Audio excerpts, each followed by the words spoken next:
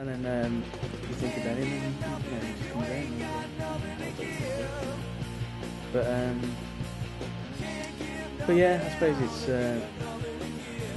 influences me is if I could sing along to it, and it's got a good riff or a good beat that you got off, then yeah, that's pretty much it. I suppose I grew up on, like being a kid, I grew up on skiffle. Like my dad used to play lots of skiffle into Lonnie Donegan and stuff like that, and Elvis and Tom Jones and that sort of stuff, and then just sort of. But I'll change that from late 80s, early 90s, back a decade. To late 50s, yeah.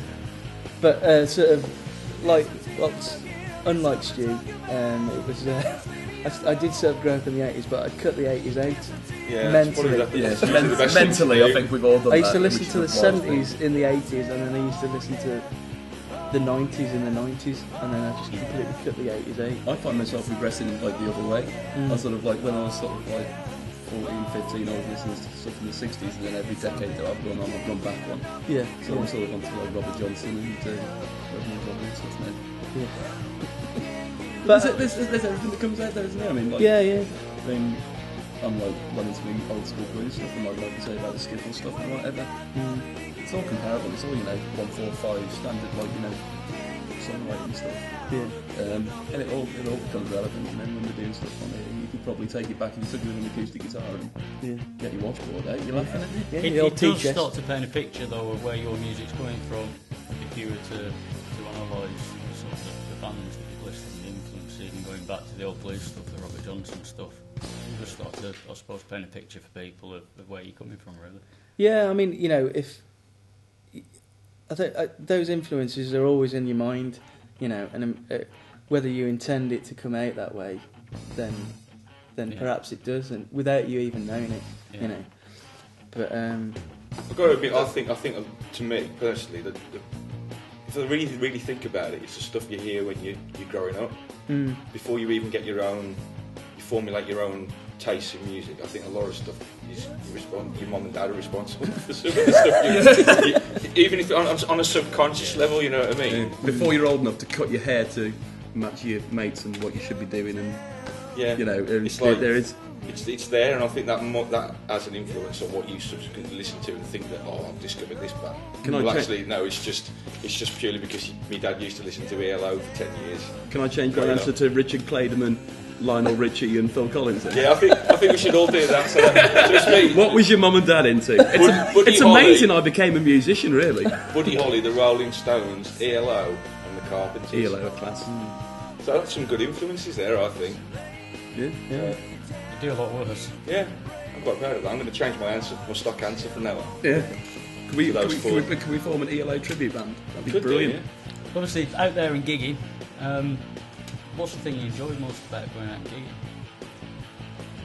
gigging? Nothing. I think the bands that are listening to this probably know what it's all about, but the people who don't actually play in a band sometimes miss just how much the bands enjoy it and don't understand fully. Yeah, I mean, for me, and I mean, I've been in a lot of bands over the years, a bit of a drum ball, but this band is the best band I've been in on so many levels, but the most important thing I think is the friendship.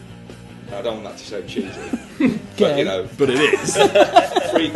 Three top blokes, and when you get together, it's always. Who's the fourth one? Yeah, you three are Conclass. I'd be really eager to see us out of four really top blokes, especially me. But three top blokes, and, you all get together and you have a laugh.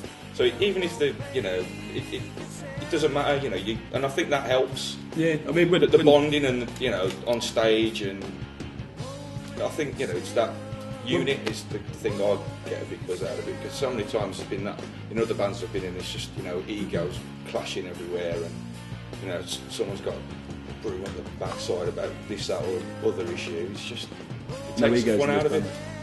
It's just a laugh. That's what it is. We just have a laugh and just I mean, the music, happen to write music as well. Don't get us wrong, the music is important, and when we have a great gig, it's like, you know, the best feeling in the world when you've got someone like, you know, that guy singing our songs, you know, you can't beat that.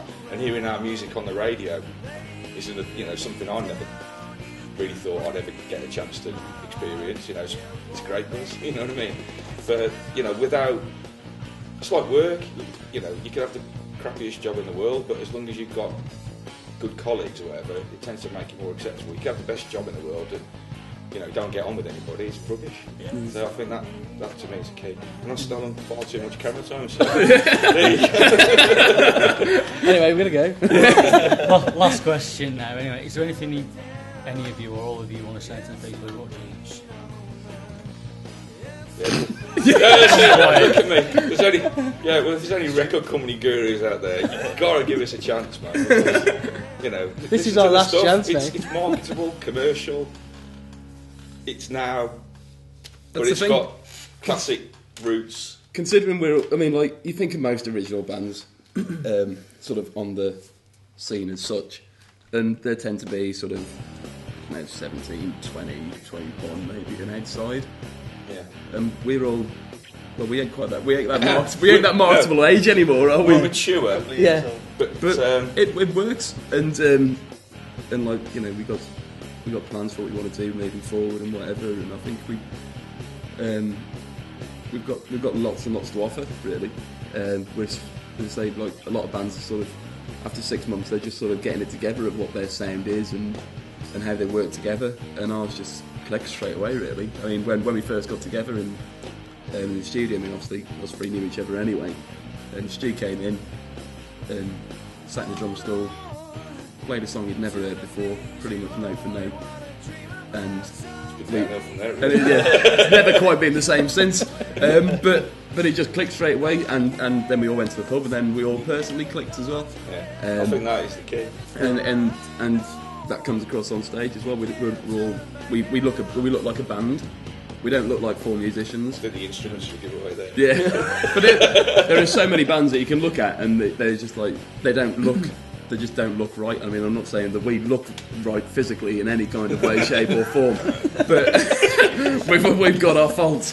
But it's a matter of, you know, how you present yourself on stage and whatever. And we're not jumping around like lunatics or whatever. That sort of thing. Exactly. Yeah. Like I nearly crippled myself. I think the difference between us and a lot of the younger bands is that, and it's the sin throughout time with modern music, is whatever's popular at the time, the kids will latch onto it and they're carbon copies, but they're never pushing the envelope of that particular genre, or they're never taking on board that thing and moving it on. Well, if you get whereas what we do, we sort of play on our own path, but it's still contemporary, and I think that's the distinction between us and a lot of bands out there, is that they are just carbon copies of, they may as well be, I don't know, Blink 182 covers bands, a lot of them at the moment. You know, yeah, there's a lot that's going to show me as being really out of tune with the kids, isn't it? Blink 182, they're so 2004.